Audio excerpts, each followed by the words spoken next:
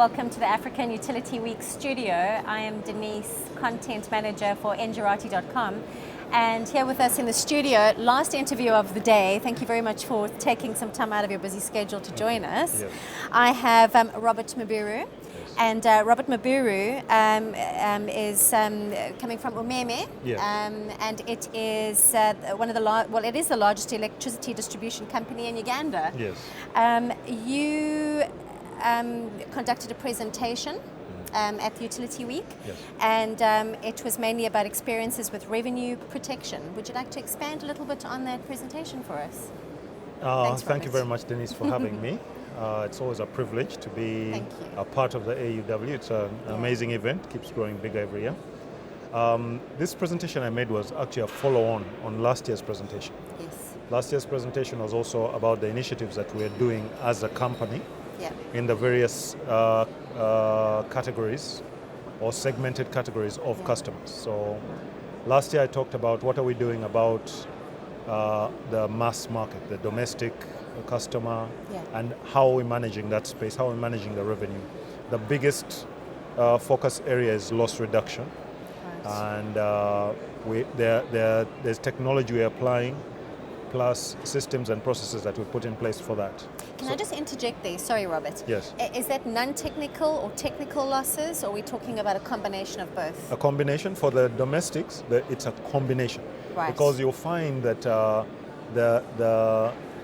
the challenges that are found in that space cut across both technical and non-technical losses. You find an endemic culture of non-payment, trying to defraud the meter, but at the same time poor networks, extended LV lines, overloaded transformers. So it's a holistic approach where you refurbish the network,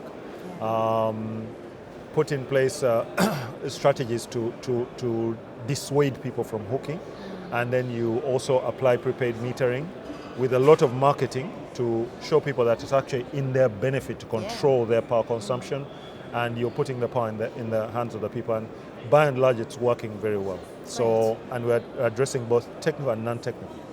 But this particular time round I talked about what we're doing in the space of the large customers, the large power users. And that's always contextual. In UMEME, we have a total of 670,000 customers, but just 15,000 of those customers, 13 to 15,000 are responsible for 70% of the sales and revenue. And so if you have a very small number, whom we refer to as a critical few, responsible for that size of your revenue, you have to apply yourself differently.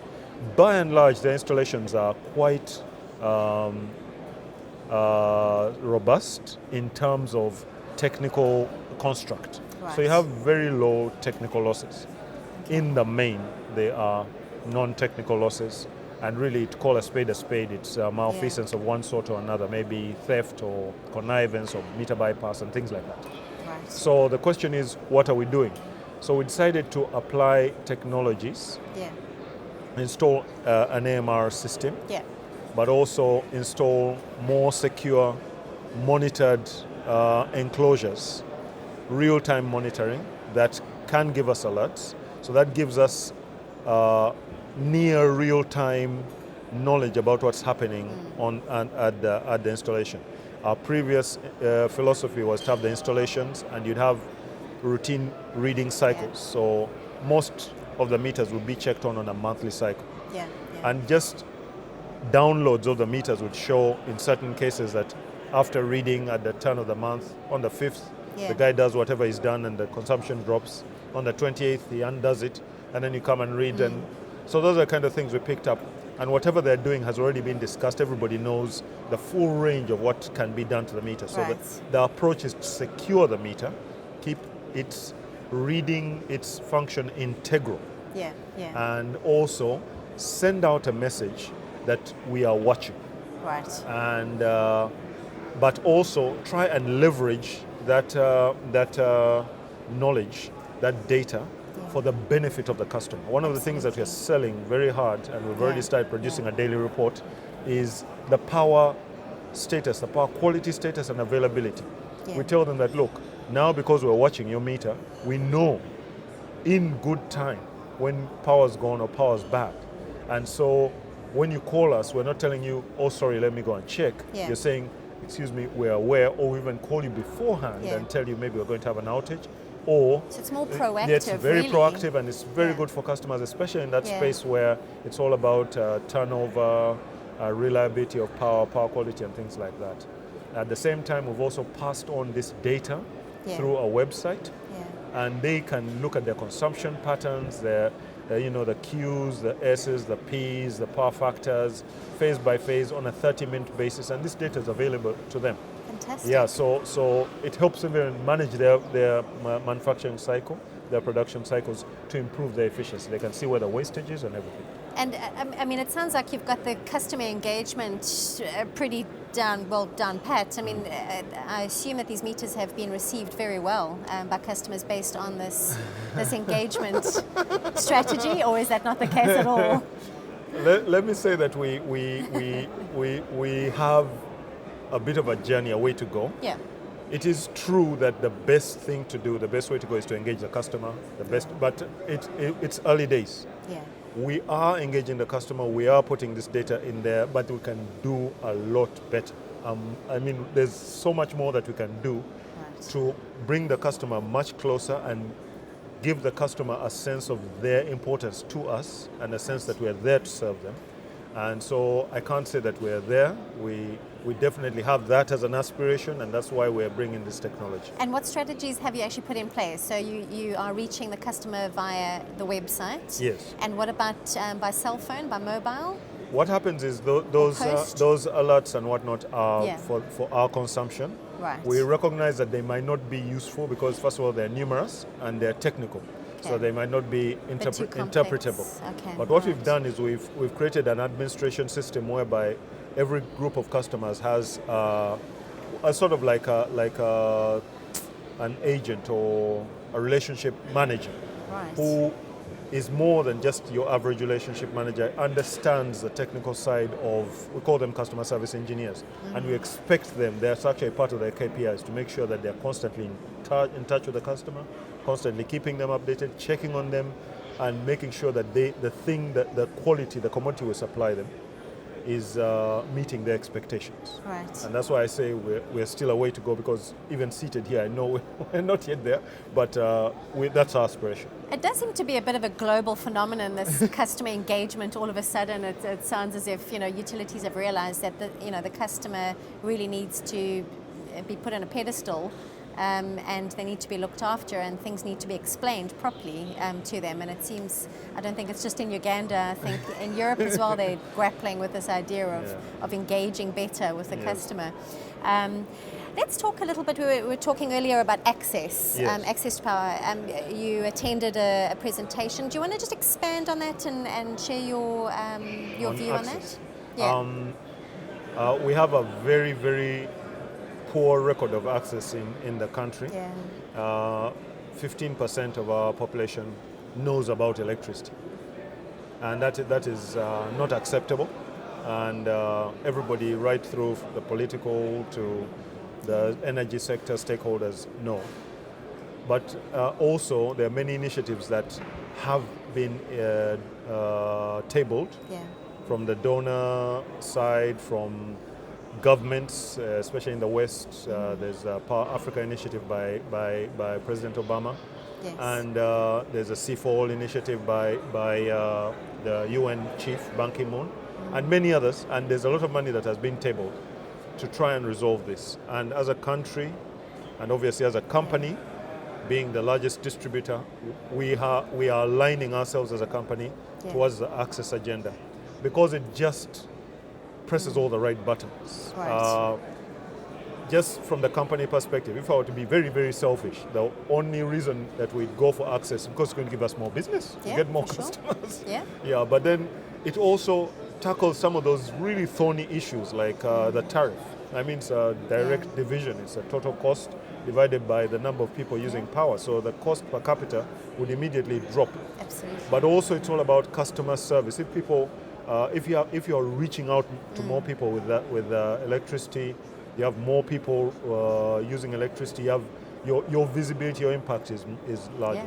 But then even on a wider scale from a country perspective, everybody knows that electricity is a key driver for the economy. So the more people have access, the more industries that can tap into electricity, the more you commercialize your society. Yeah.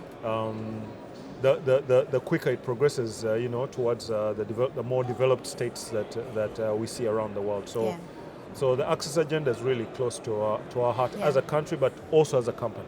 What are the goals as far as access figures are concerned? You know, everyone's always talking about the 2020.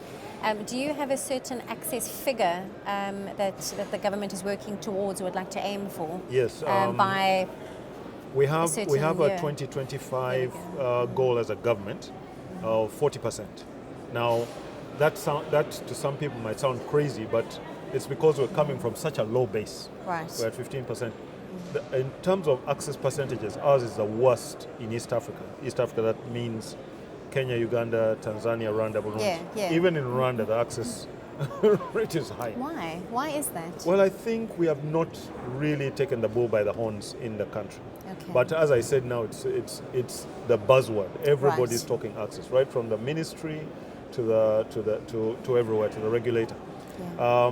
But internally, as a company, in our footprint, we're targeting 2 million customers in the next 5 years. Now that's super ambitious. That means we'll have to connect at least 300,000 customers every year. But we believe that the potential is there. Why? Because we have not marketed, we have not even gone out to search for the customer. Of their own volition, even with our dysfunctional processes and our not too good customer service, and the customer having to fight their way, we have 100,000 new connections coming through that very unfriendly system of their own volition without any market. Right. So we believe that the potential actually exists. Yeah, certainly sounds like and somebody it. once projected within our footprint alone, because we're not the only distributor, we're the largest, but there's a potential to grow to about 4 to 6 million customers. So there is potential to grow. So much headroom. We just need to take hold of it. Now, when you say take hold of it, as far as investment is concerned, skills, we were discussing a disconnect perhaps between different role players. How are you going to take the bull by the horns and move forward with the strategy of increasing it to 40% by 2025? You must scratch every person's sweet point, what they understand. You must tell the story in a way that makes meaning to every single person. And really, I'd like to congratulate really the World Bank for the work that they've done in Uganda. A lot of hard work, because most of it has been relationship management, getting people to understand what access means in terms of the government perspective, in terms of the political perspective, in terms of the sector perspective, in terms of the economic perspective, such that you can get a narrative that resonates with all the different players. And now that resonance is in play, so you can have all people up to go. I mean, recently we were reviewing our key strategic objectives as a company. And before it was all about loss reduction, revenue collection improvement, safety, the usual things. All of that has been wrapped up, and guess what's at the top there? Access and growth as a key strategic objective of the company. Somebody has done the work to make us understand that it is what? That it is a key. So that's important. And in terms of investment, there's been a lot of money that has been garnered to target the growth potential on the African continent. Right. And mainly speaking, because that's the main area where there's growth. If you go to Europe, all the pressure for efficiency and turn to renewables and things like that has actually started stagnating or even regressing energy growth in terms of gigawatt and or terawatt hours consumed per annum. Yet in Africa, you're talking about 70% of the population not even knowing what electricity is. So even have access to it's a totally different paradigm. As my last question, what is your message? What message would you like to get across to perhaps investors, potential investors, or to other utilities? What message do you want to get across from your side, from UMEME's side? From the UMEME side, first of all, I must put in context what the environment UMEME is operating in. Yeah. We're a distributor, the largest distribution company, you said, but we're a private company. Yeah. And the assets that we manage are actually owned by government. So Right. we have a concession. Yeah. It's basically a lease, and it is time bound. It's a 20-year lease. We've run 10 of it. We have 10 more to go. Right. And we have incentives that we're putting to actually do the business there. So, and we're also listed on the stock exchange in Nairobi. Right. And the securities exchange in Uganda, so we're cross-listed. Our largest shareholder is Investec South Africa. And we have a whole slew of other investors that have come through, Alan Gray, and so on and so forth. Right. And just an indication of the growth. The share price from the time we listed 2 years ago has basically more than doubled. And so the growth is real. Yeah, yeah. The figures I'm trying to tell you show that, it. the Right. statistics are backing up That's pretty what I'm saying. exciting. So Yeah. from my last word is, Africa is the place to be. Yes. When I walk around Uganda and I find young electrical engineers, I tell them they're in the wrong business. You're in the wrong company, because you need to be where the crest of the wave is. Yeah. That's where you need to be. Yeah, So if you find that you're in a highly competitive, maxed out telecoms environment, look for where the growth is. Right. Yes. Well, I think it's going to be very interesting to see if they follow your advice. But there does certainly seem to be a lot of potential in Yes, place. So, definitely. thank you so much for your time. Thank you very much, We Denise. could carry on. Yeah, We there's had a a lot more. huge discussion before the Yes. studio interview, Yes, but yes. I'm sure we'll catch up again. Definitely. If not during the conference, definitely afterwards. Yes. But thank you so much for your time, and I trust that the conference is going to be a successful one for you. It sounds like you are Yes, spreading the right word. And thank you very much to our viewers. Thank you for spending some time with us. Hope you enjoyed the interview. Have a look at the other studio interviews, which are also published on our site, and enjoy them. Thank you.